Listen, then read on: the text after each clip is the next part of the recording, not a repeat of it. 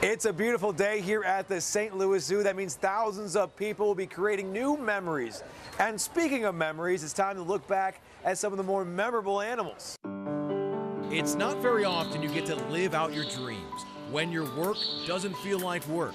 But that's the case for a lot of employees here at the zoo. You hear a lion roar, or I hear a zebra call or something. Those are those moments when you're just, I can't believe I do this every day.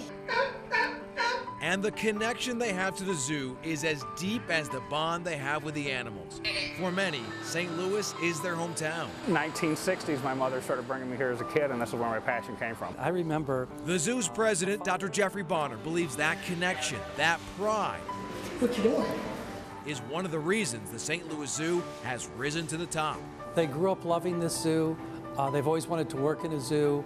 This is the pinnacle of their ambition. And there's the connection that you have to this national treasure. There's a reverence for this institution in this community that you won't find for any zoo in any other community in the nation.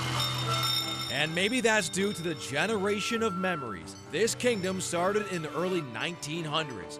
Through the years, there's been several famous animals, such as Miss Jim, the zoo's first elephant, Moby Dick, an elephant seal, Phil the gorilla, and Siegfried the walrus. There's been a lot of really charismatic animals here.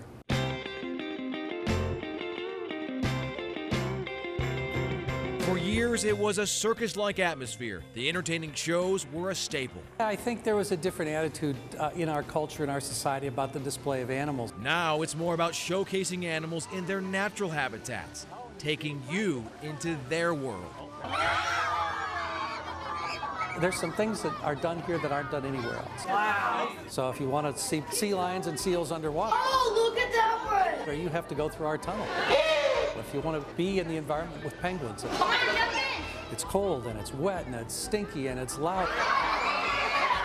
It's everything we want it to be. And that you can only do in St. Louis right now. The zoo also prides itself on its conservation efforts. The zoo's president says animals are safe in zoo, but not saved in zoos.